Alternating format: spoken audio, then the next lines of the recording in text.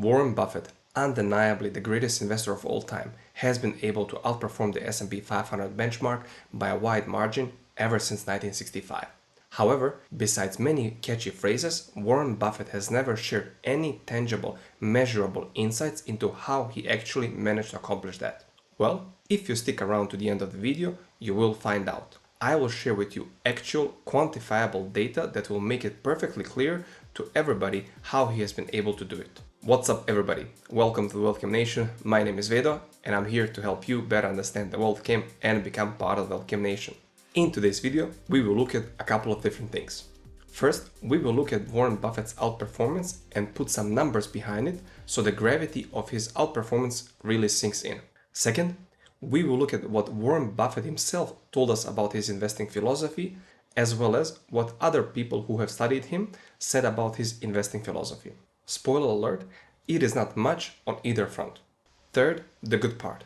I will tell you how he actually did it. I will give you all the information you will ever need to outperform the stock market, but it's up to you how to use that knowledge. Another spoiler alert, it will be a lot of information. Fourth, we will break down his returns over a couple of different time periods in order to prove that I have actually identified how he's doing it. So instead of looking at 60 years all in one chunk, I will break them down in smaller time periods in order to illustrate my point. Last but not least, for those who still might have some doubts, we will examine Warren Buffett's relationship with cash. If that doesn't prove my point 100%, then you're hopeless and you should not be investing in the stock market. First up, the outperformance. With a track record of an average annual return of 19.8% ever since 1965, there is no denying that Warren Buffett is the greatest investor of all time. Even my favorite investor / comedian Peter Lynch was not able to do this for such a long period of time. When we compare this monumental achievement to the S&P 500 index, which is largely considered as the benchmark, which everybody and their grandma tries to beat it is even more astonishing. That is because for the same time period, the S&P 500 had an average annual return of 9.9%, which is also remarkable. To put it in perspective, if you would have invested your money into the S&P 500, you would have doubled your money every 7 years on average. So $1,000 put into the S&P 500 28 years ago would have roughly grown to $16,000 today. Not a bad return, not bad at all. However, if you would have invested your money into Berkshire Hathaway, Warren Buffett's company, you would have roughly quadrupled your money every 7 years on average. So the same $1,000 put into Berkshire Hathaway 28 years ago would have grown into a staggering $244,000 until today. That's the power of the eighth wonder of the world, compounding. Then we look at his investing philosophy. In all these years, the only thing that Warren Buffett told us about his investment style are many catchy phrases. He would tell us things like, rule number 1, never lose money. Rule number 2, don't forget rule number 1. Then he would say things like, price is what you pay, value is what you get. Then a very famous one, it is better to buy a great company at a fair price than a fair company at a great price. Then another one, be fearful when others are greedy and be greedy when others are fearful. Then he would say things like, our favorite holding period is forever. When he would talk about saving money, he would say, do not save what is left after spending, but spend what is left after saving, and so on. Then some other people would go and analyze his characteristics and come and tell us about his characteristics, which are, he is a long-term thinker. He is a value investor. He is great at risk management. He is a lifelong learner. He has integrity and he has ethics. He is very generous, and so on. However, we never got any tangible, measurable insights in how he was able to accomplish that. Fair play to him, it's his right and he doesn't have to tell us. But we have ourselves to analyze and identify how he did it. And I did analyze. And I did identify how he was able to do it. And I will share this with you now. Drum rolls, please. The answer lies in the economic cycle. Let me explain. If you look at this picture, you will see that the economic cycle has 4 phases. They are clustered in 2s. There is recovery and expansion when the economy is booming. Then there is slowdown and recession. This is when the economy is contracting. We have different factors that we can look at when we are looking at the economy that will tell us in which cycle we are. I put a list together of what I believe are the most important factors to look at when we are evaluating the economic cycle. So let's go through the list and see how each of these factors behave in a certain phase of the economic cycle. In this list, we have GDP, or the gross domestic product. We have the CPI, or the consumer price index. We have stock market, bond yields, interest rates, money supply or monetary policy, jobs market, sectors to watch out for, and what are the overall opportunities. Then we look at the first phase of the cycle, the recovery phase, and we can see that the GDP is slowly rising in this phase. Then we have the CPI, basically inflation, and it's very low. The stock market starts to go up. Bond yields are going down because stocks and bonds are like gravity to each other. Then we have interest rates, they are improving, meaning interest rates are going down. Then we have monetary policy, basically a loose monetary policy where there is some money printing going on. Job market is strong, and the sectors to watch out for are the industrials, materials, and real estate. However, the overall opportunities in the stock market, for example, are going down. That is because everything is going up in value, and therefore you would have to pay more for whatever you are buying. Next phase is the expansion. GDP is rising again.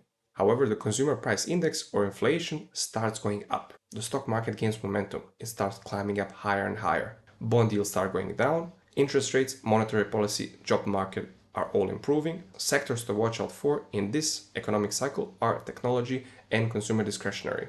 Basically, people are spending money on things that are not actually necessities. And the overall opportunities in the stock market are even lower. Next phase of the economic cycle is the slowdown. As the name itself says, the GDP starts going down, the consumer price index or the inflation starts rising, the stock market starts going down, the bond yields obviously start going up, the interest rates start climbing, the monetary policy changes from loose to tight, the job market starts going down. In this phase, the sectors to watch are materials, energy, and financials, and the overall opportunities start going up. The last phase of the economic cycle is recession.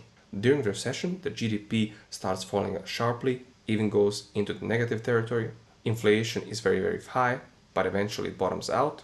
The stock prices also fall and bottom out. The bond yields reach their peak. The interest rates are high. Monetary policy is tight. The job market is tight. Sectors to watch in this phase are basically whatever it's absolutely necessary, which is utilities, healthcare, and consumer staples. And the overall opportunities start going up. Now that you have a better understanding of the economic cycle, let us look at Warren Buffett's performance during one cycle. For that, we will use a website called Stock Unlock. It is not a service that I'm affiliated with, I just like the service and the guys who are building it. If you look at Warren Buffett's company, the Berkshire Hathaway, in a time period after the 2001 dot-com bubble and before the 2008 housing crash, we can see that Berkshire Hathaway did not outperform the S&P 500. For that time period, Berkshire Hathaway had a return of 48%. During the same time period, the S&P 500 has a return of 74%. That is a huge outperformance of the S&P 500 when comparing it to Berkshire Hathaway. But again, we are looking here at the whole economic cycle.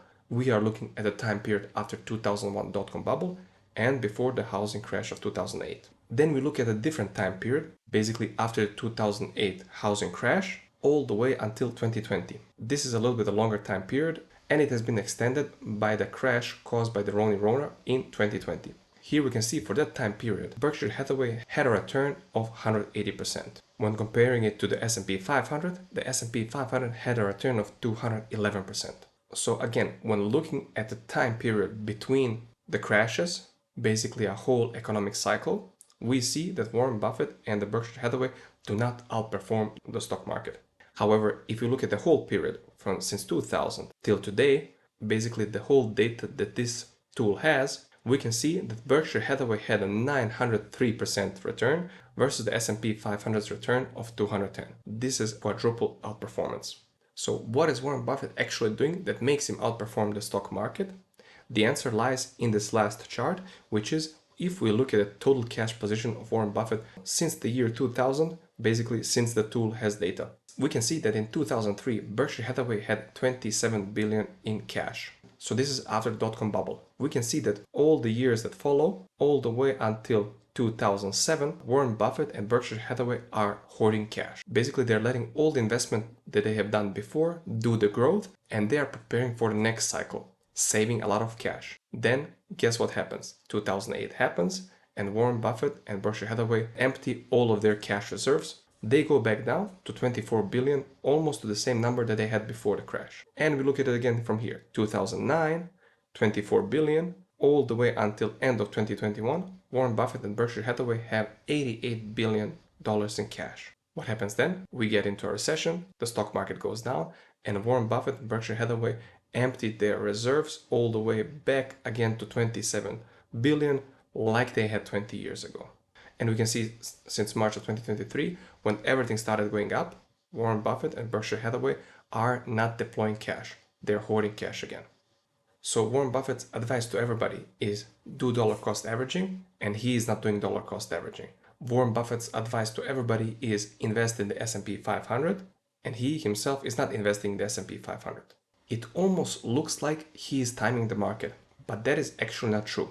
He's not timing the market, he understands the economic cycle. He looks at all the different factors that I have named before and then identifies at which phase of the economic cycle we find ourselves in. When he sees it's a recession, and it's a very obvious and very easy to identify when we are in a recession, he goes on shopping sprees. Then he lets his investments rise during the bull market and the whole economic cycle while he hoards new cash and then again waits for the next recession where he does it all over again.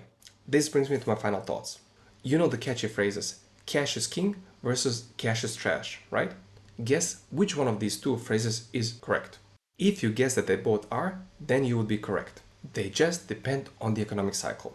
The phrase cash is king is true during slowdown and recession. That is because everything is going down in price and your purchasing power is increasing. That means you can buy more of something for the same amount of money. The phrase cash is trash is true during the recovery and expansion. That is because everything is going up and your purchasing power goes down. That means you can buy less of something for the same amount of money. If this video did not prove my point, then I don't know what will. And that's a wrap for today. Thank you for joining me. Let me know what do you think of my analysis. Did I miss something? Leave me a comment below. I'm really looking forward to reading those. If you enjoyed this video, please hit that like button. Don't forget to subscribe and share this video with your friends.